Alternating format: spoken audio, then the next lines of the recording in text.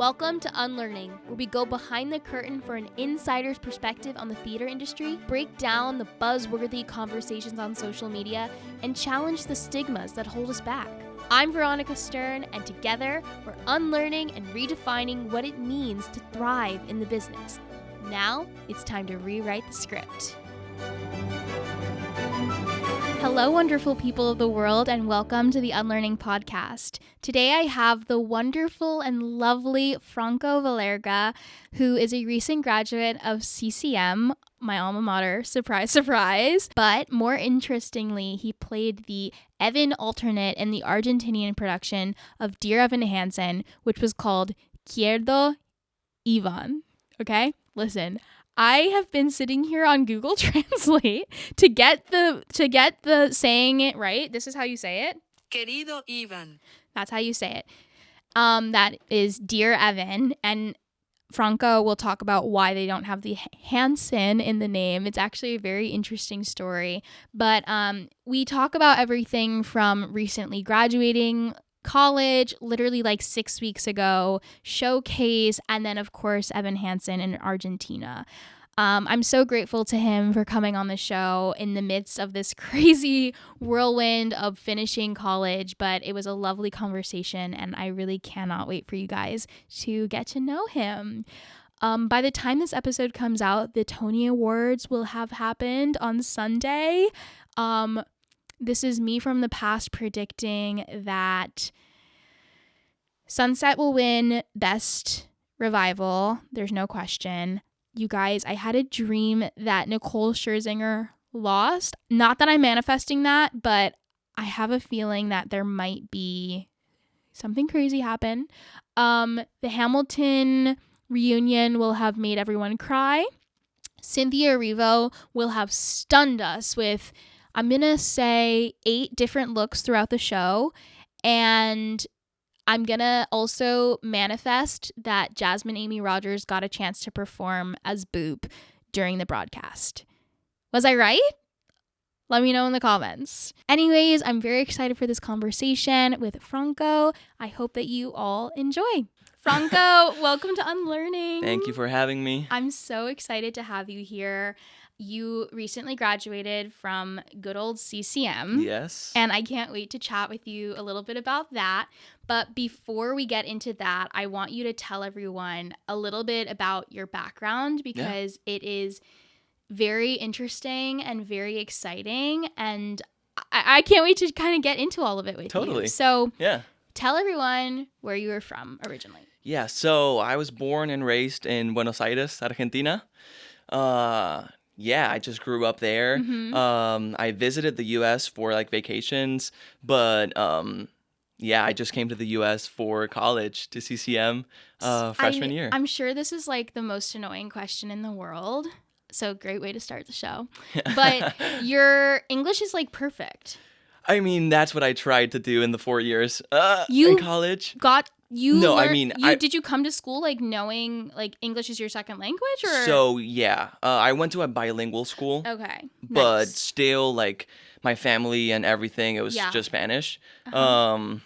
But yeah, throughout the 4 years, my accent kind of like left a little, but it's still there. Oh yeah, it's definitely Yes, still it's there. still there. But I think that's so interesting that like when you came here, was sort of your education and like true American culture. Oh yeah, Especially in Cincinnati. Cincinnati and like no international students basically, like in the musical theater program. Yeah, it was definitely just not me and Brian Chung. Hi, Where is he Brian. from? He's from China. Really? And we were roommates. So in Sedal. Oh God. Yes, Sedal. Wow. But we were roommates, so it was like he was like, "You're the other international kid, so do you just want to roommate together?" And so that was nice. But it was us two, and then just some juniors, Rose and Jess. They were from famously from Canada and Australia. That's right. To English-speaking countries, Yep. which I'm curious to know, when you got to school, were you nervous about that? Or was it sort of just like, okay, I'm going to see what happens and whatever happens, happens? I don't know if nervous, but I was just so stressed out the first few days. Just like like trying to translate everything Right. that I was saying like in every conversation.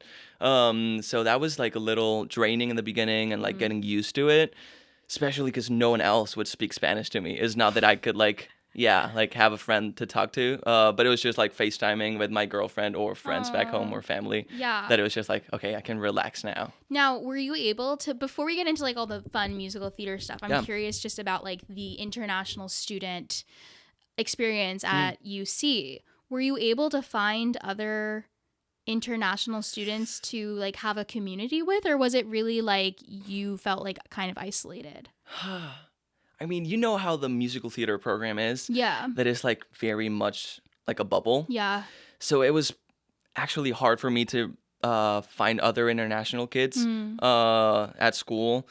I had Brian with me, so it was like we both went through the same stuff, like visa stuff, or like we both didn't have a social security number in the beginning of our college time. So it was both like, oh, now you have it, now I have it. So yeah, we had each other to go through it together. Yeah, because I mean, obviously, I'm not a part of any sort of international student thing because I'm from America. But I don't really remember there being very much of like a Spanish speaking community in Cincinnati or like the school. So I can imagine that was probably hard for you. Yeah, not at all, actually. Like not any Spanish speaking in Cincinnati. It's like just me. Yeah, basically. So I'm curious to know how you got to Cincinnati, because Argentina is very far away. It's far. Famously. Yes. And I know that there's like somewhat of a musical theater world down there, but I'm curious to know from your point of view, like, why CCM? How did you hear about it? And then what made you say, yeah, I'm going to do this and I'm going to like go to school in Ohio for this program? Yeah. Wow. I mean, it's crazy when I think about it, like how I did it. But I mean, I just loved musical theater so much. Actually, I loved music when I was growing up. I didn't get into theater until like high school.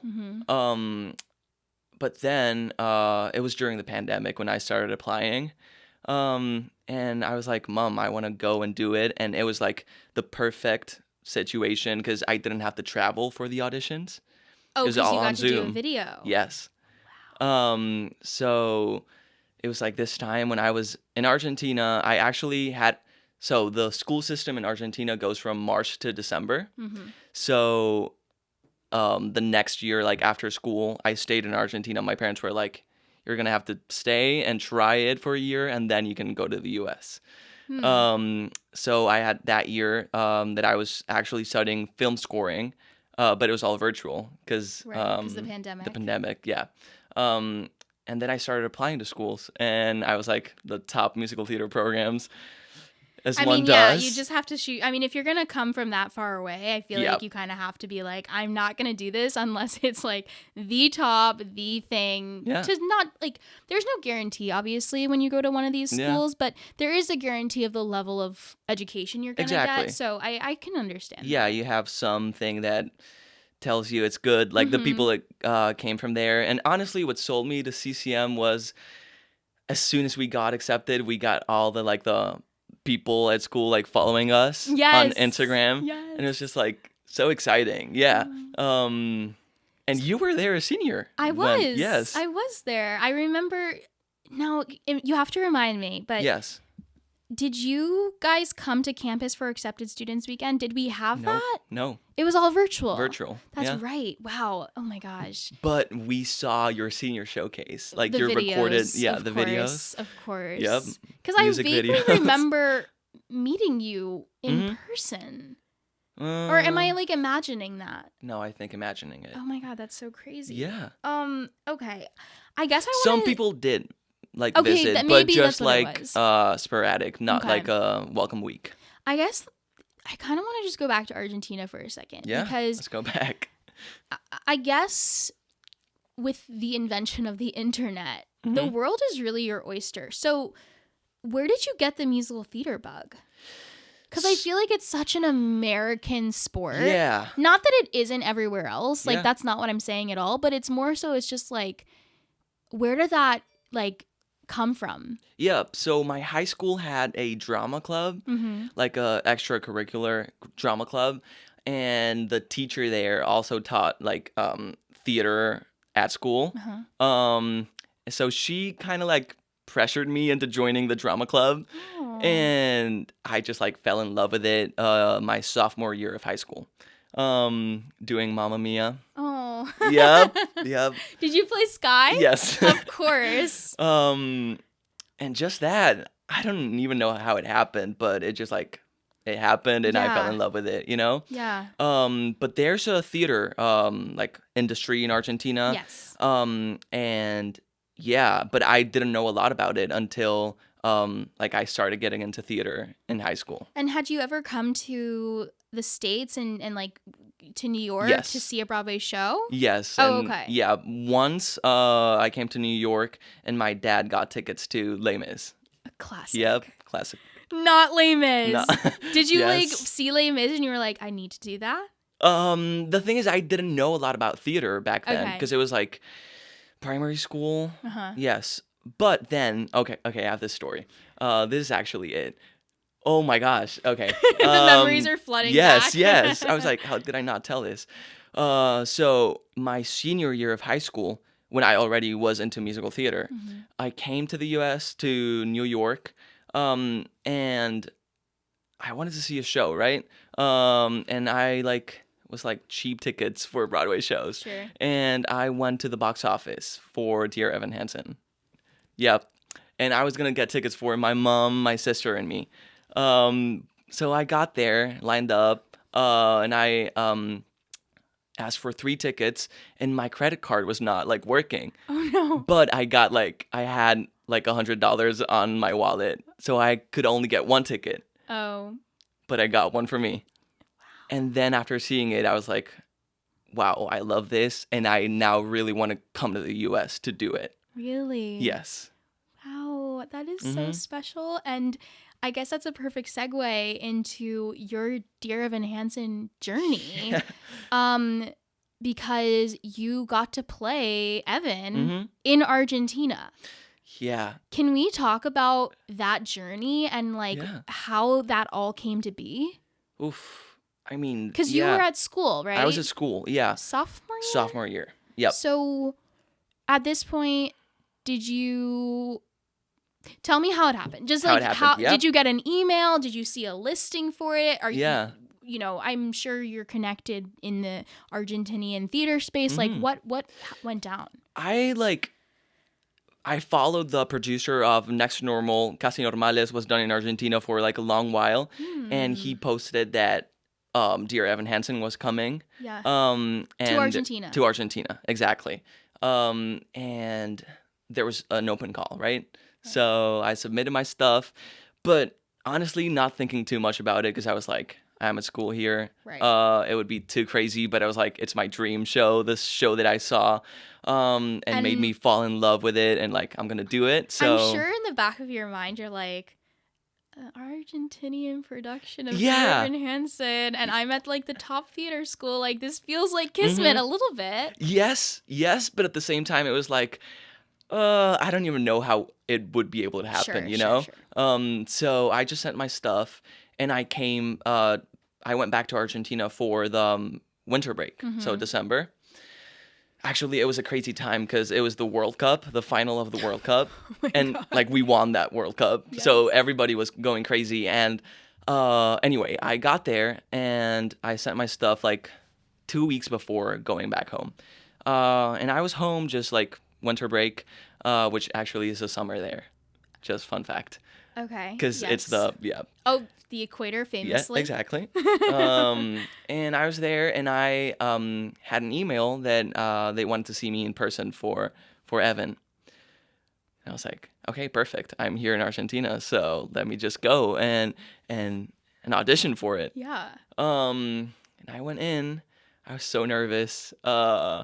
Now, when you went into audition, because this was an official replica production, correct? Not replica, no. Non-replica. It was non-replica. It was a whole creative team from Argentina. Okay, but the Yes. people from Evan Hansen in the States were involved, right? Like Pasek and Paul? Yes, they were involved with the casting Sure. process, but the director, like choreographer, the whole set stuff, it was just like a non-replica Okay, thing. cool. That's still super cool. So when you went into audition, was it the US team? No. Not yet. No, Okay. no. It was the Argentinian team. Okay, cool. Yep. Wow. Yeah, and I did my stuff, and then I heard back like a week later that they wanted me. wanted you? Yeah.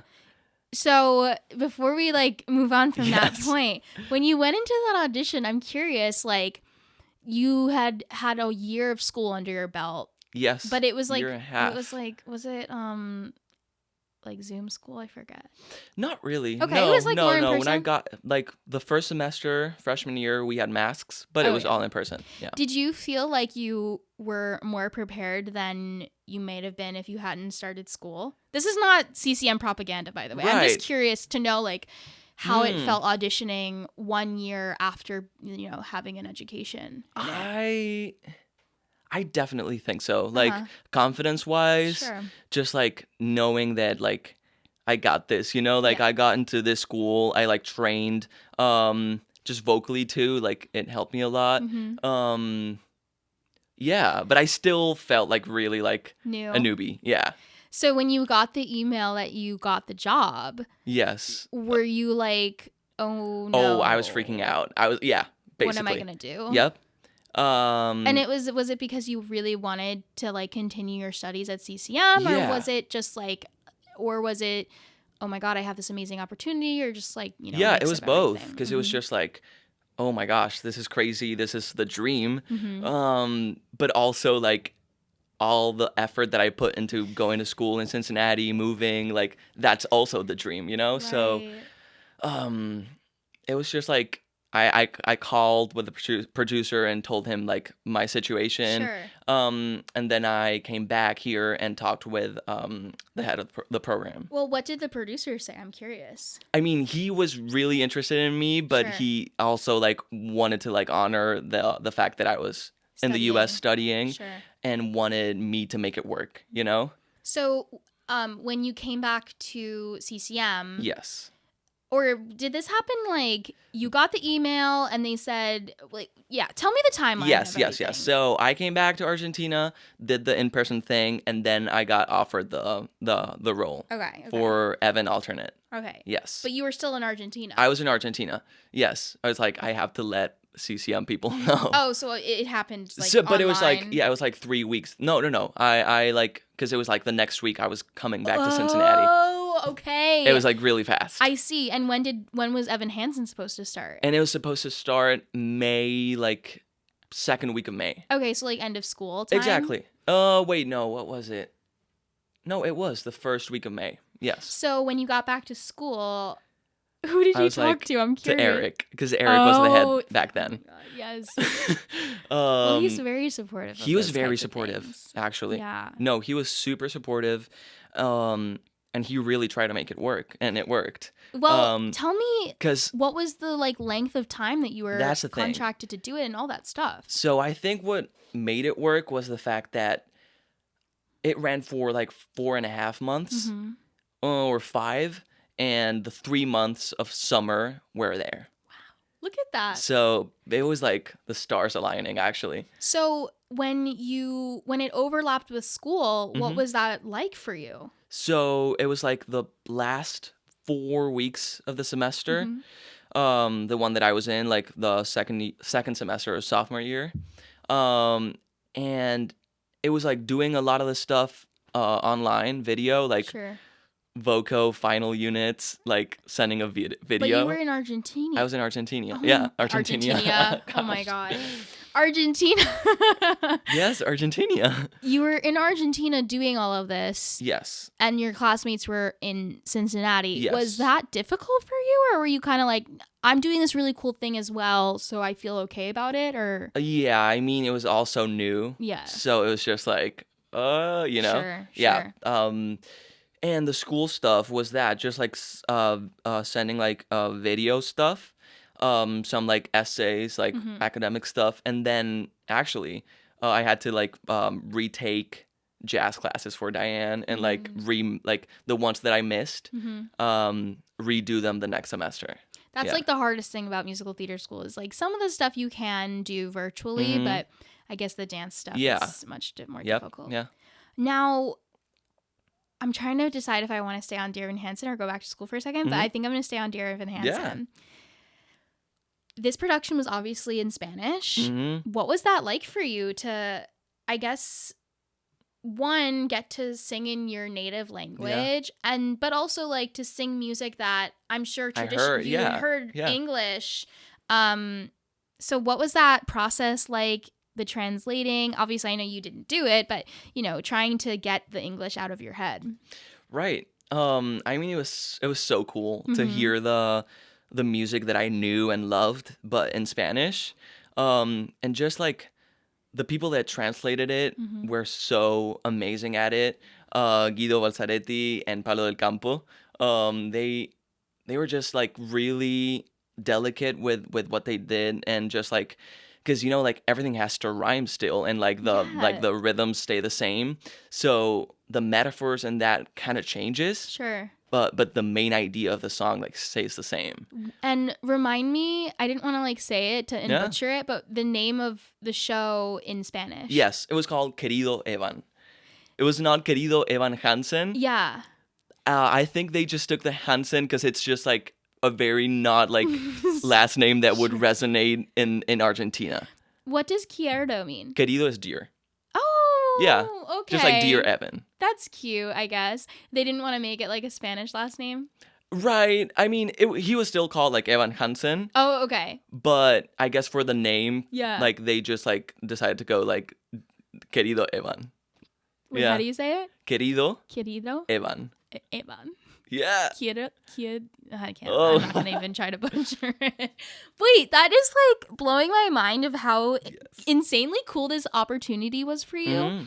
I know it was a non-replica production, which usually just means that like, for anyone that doesn't know, like, there's a non-replica production of Wicked right now, or what there was in Brazil. So like it's like it's like the framework of Wicked, but you're allowed to change some certain things. Like I'm curious to know like what changed with that production. So basically, I think replica means it's the same music, the same staging. Text.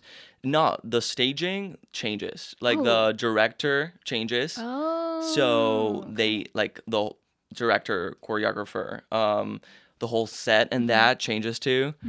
So what stays the same is just like the licensing stuff. Gotcha. Like when a school does like some like a show, like they like can't like redo it. Of course. Yeah. So what was different about this production? Other than the words, Yes, the the Spanish stuff.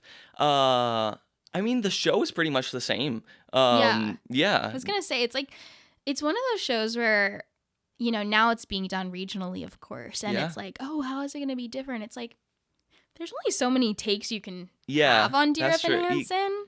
I'm curious, though, for you getting to do it in, like, your native language, how did that change the story for you, if it did at all? I actually think that, like, the fact that it was in my native language didn't change the story as much for me. It was just, like, the character, I felt for him so much and I adored him. So it was just like a really nice experience to embody him. And yeah, just the fact that it was in my native language maybe just made it more accessible. Sure. And yeah. What was your favorite part of performing it out there? Oof. I think For Forever was like so beautiful every night. Yeah. What was it called in Spanish? Para siempre. Siempre. Of course. Yeah. See, I know very little Spanish, but a lot of people think I know Spanish because I look Spanish. So I'm like walking on the street in New York and they're like, direction. I'm like, I can't tell you the directions in Spanish, but I can try. Show you. Anyways, that's really fun. And so the production was like 4 months? Yeah, like that's 4.5. That's a pretty long time. Yeah. Yeah, I mean the theater industry in Argentina runs a little different from here. I'm curious to know what it's like. It's like they run in seasons, so like actually Dear Evan Hansen ran for those like 4 or 5 months, right? Yeah. And then it ran back again for the winter break, because that was winter, summer.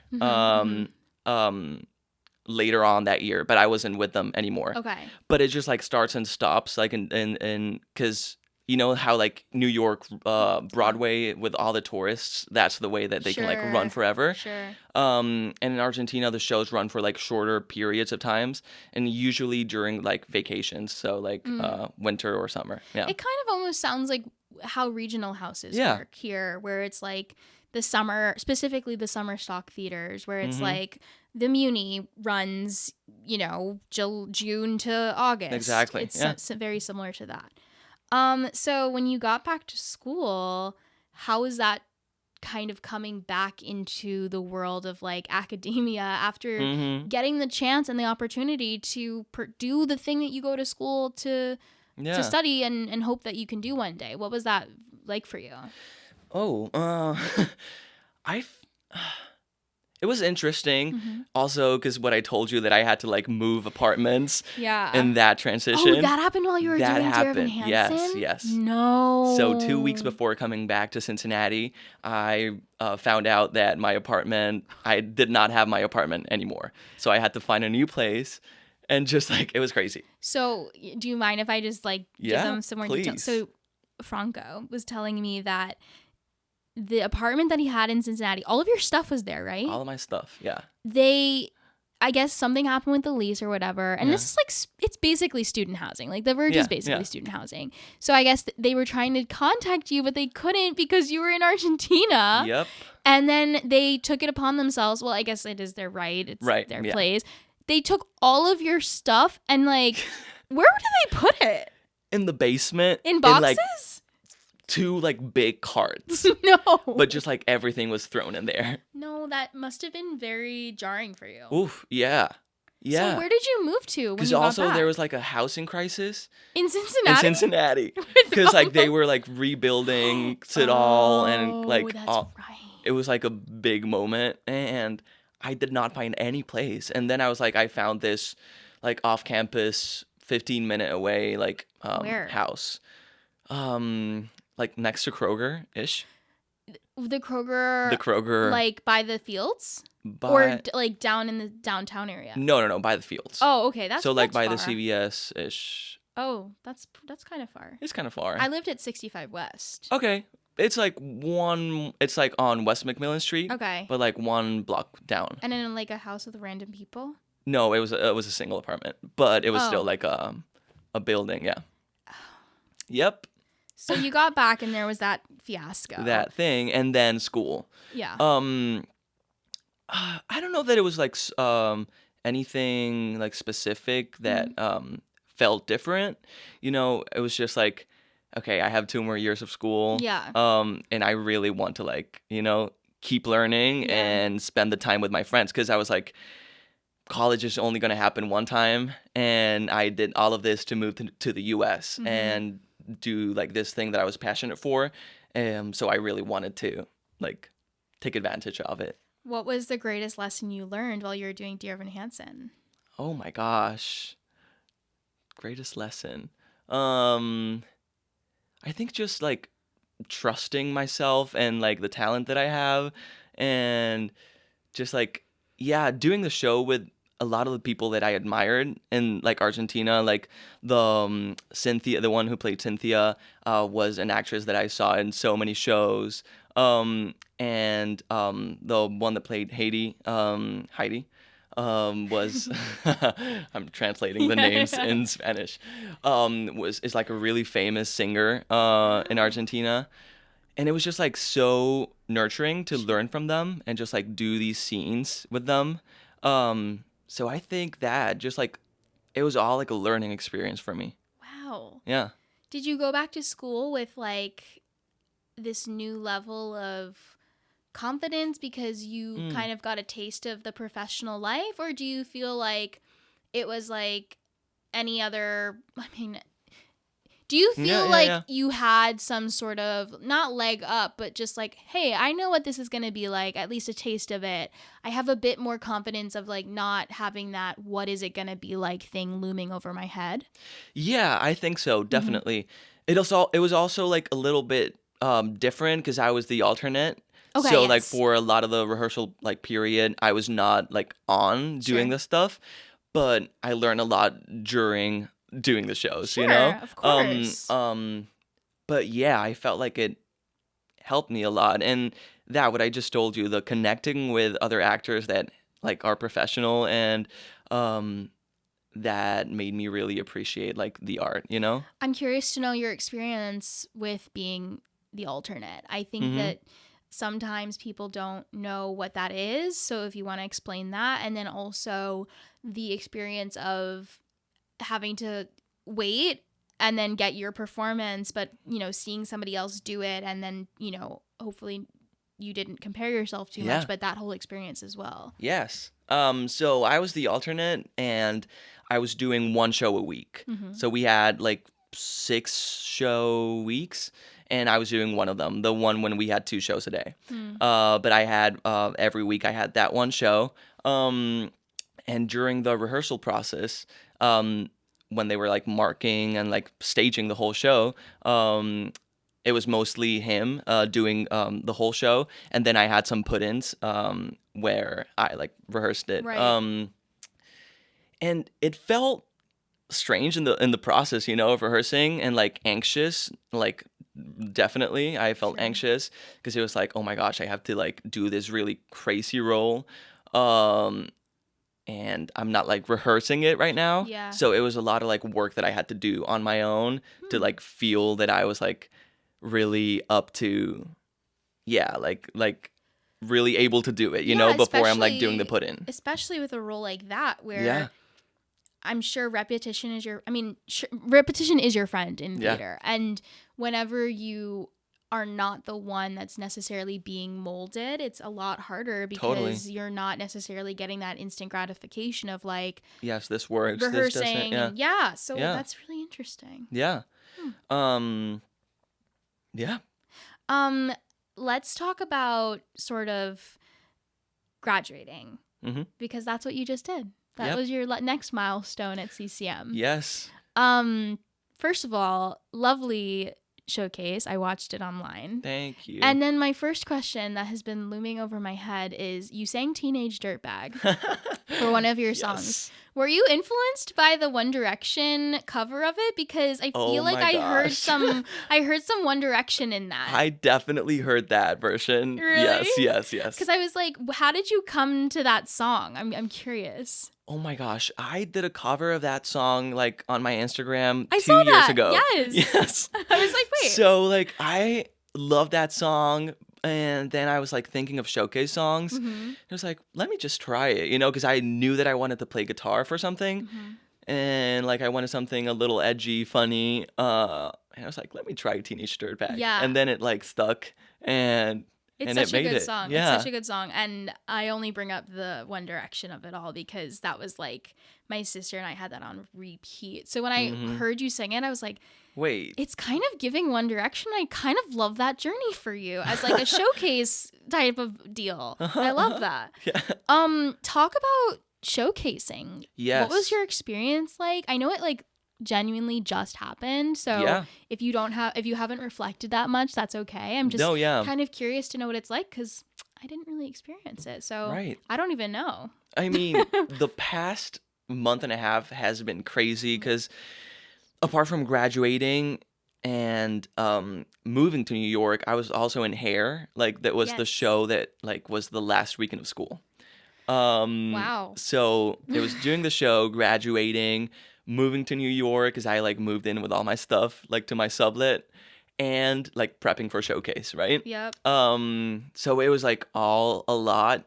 But showcase, honestly, it felt really chill for our class at least, or in my experience. Because we had done it a lot. We did it in Cincinnati because now it gets recorded in Cincinnati. So we had done that in like March. Whoa, in March? Yes. Wow, that's like really early. Like I remember, I guess I had a sort of a showcase experience, but I remember that you guys pretty much from the first day of your senior year, you're like in showcase mode, and you're like preparing what you're going to sing. Bringing in stuff. You're bringing in stuff. Is it the same deal where like they bring in some people to like kind of form a team to help you shape yourself? Yes. So we have Eric Bird and Vincent, the George. Do you call Love him Vincent? him? No, I don't know why I said Vincent. Like, Vince. Is that what the kids are calling him these days? No, Vince. Love him. From like the first day of senior year, we have senior showcase prep class. Yes. And we just bring in stuff, and we had some people come to see like the material and like guide us. Casting directors. But then it's mostly like up to you what you choose to do in your showcase. Like you just have to be attentive to what they like professors say and like what other people are saying, but honestly just trusting how you feel and what you want to put out.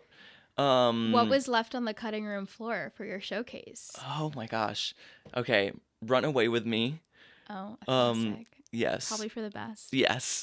Too overdone, but I love that song so much. Run Away With Me, and what else? Did they ask you to sing any Dear Evan Hansen stuff? No. That's good. No. Yes. It's on your resume. They know Exactly. You can do it. Yeah. But I can't even remember what other options I had. What was the second song you sang again? Hero and Leander. Yeah, dang, that was Yes. a really great choice. Did you do it at school? No, I just love Adam Gettle. Wow. And it was like I missing hymns. This song cycle is so good. Yeah. I was like, I want to sing this. Wait, I just remembered that just brought back the memory. And I also sang Light in the Piazza. Oh. So I was like thinking in my head, I was like, wow, Adam Gettle, that's very bold for showcase, meaning like I literally did that as well. Like, what's wrong with me? No, Anyways. yeah, and Julie, also love Julie, forgot to mention her. But she was like, yeah, it's like wait, not Julie. Like Eric was like, not anyone can play Adam Gettle, so you have Julie, so use it right now. Literally, I remember thinking like people are always like, oh, don't bring such hard music in sometimes, but when you have somebody as amazing as Julie Spangler, you gotta take advantage of it. That's really, really interesting. So.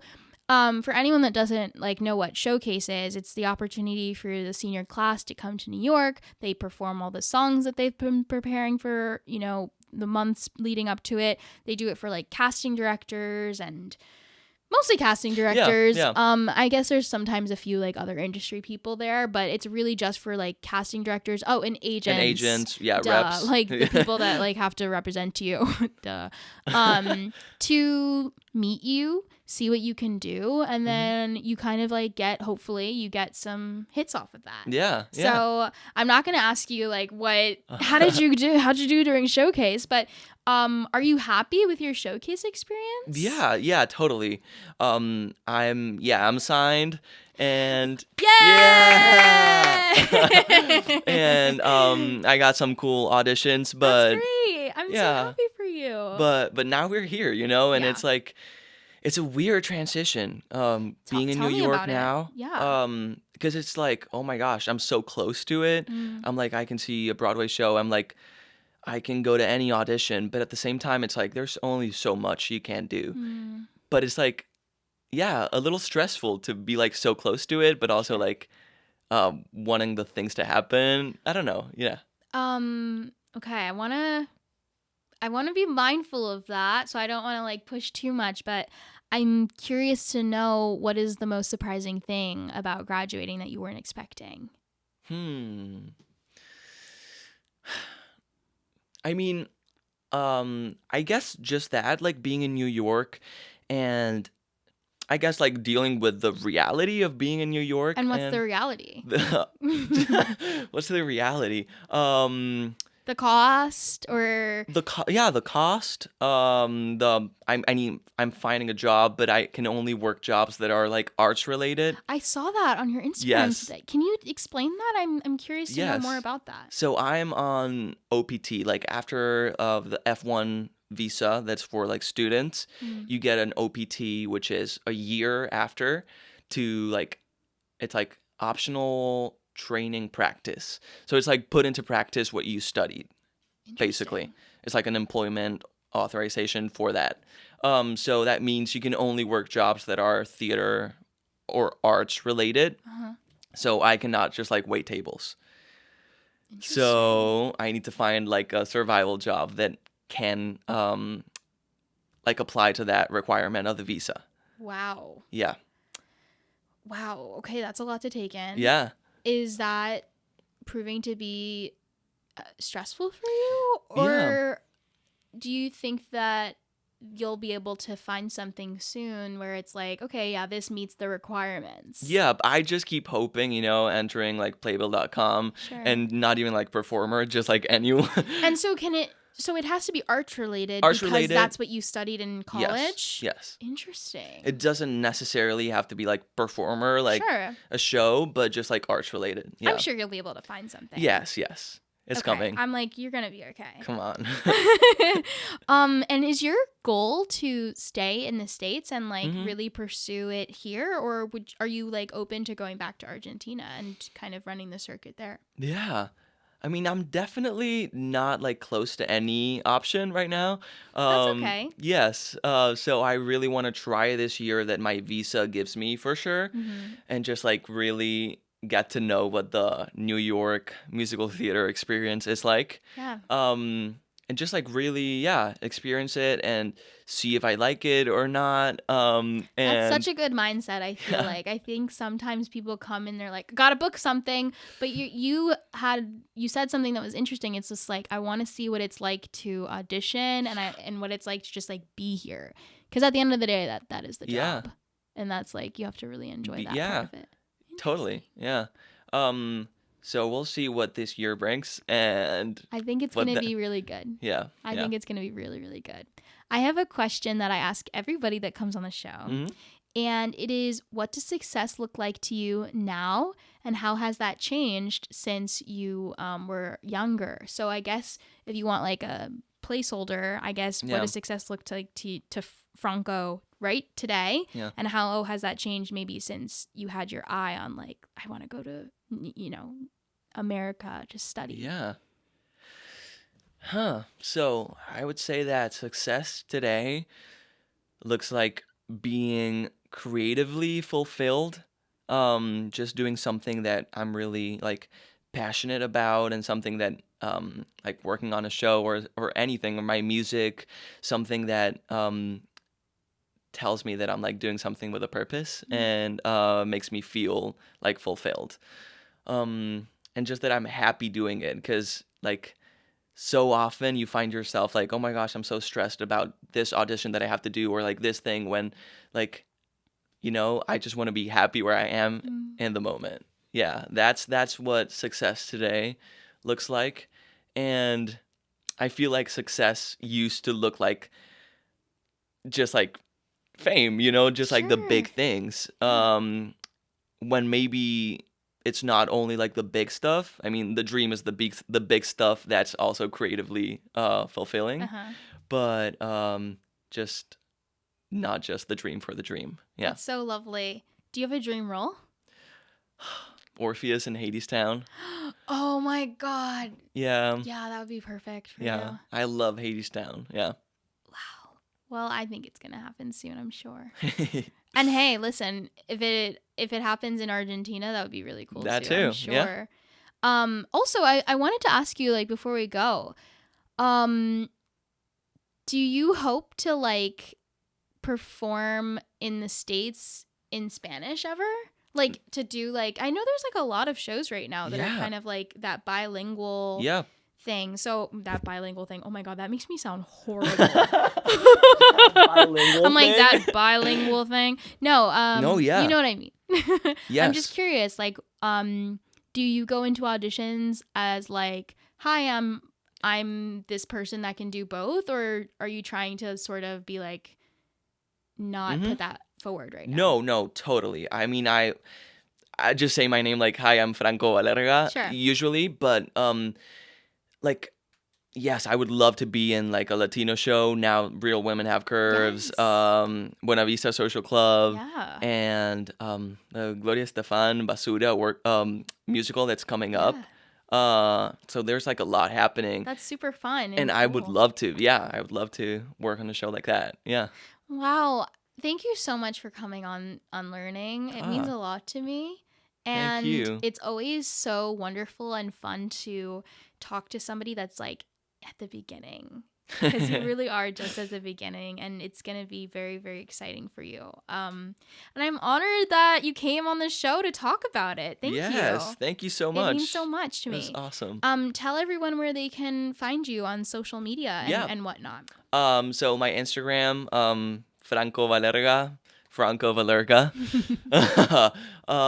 Yeah, mainly Instagram. Yeah. Lovely. Thank you so much. And we will see you all next time. Bye. Thank you so much for listening to our conversation today. I hope that you enjoyed it as much as I did. Please be sure to follow me on social media at ThatMixedChickNYC and on Instagram. Oh, that's on TikTok. And on Instagram at Veronica Stern. Please like, subscribe, follow so that I can continue to bring you wonderful episodes of Unlearning each and every week.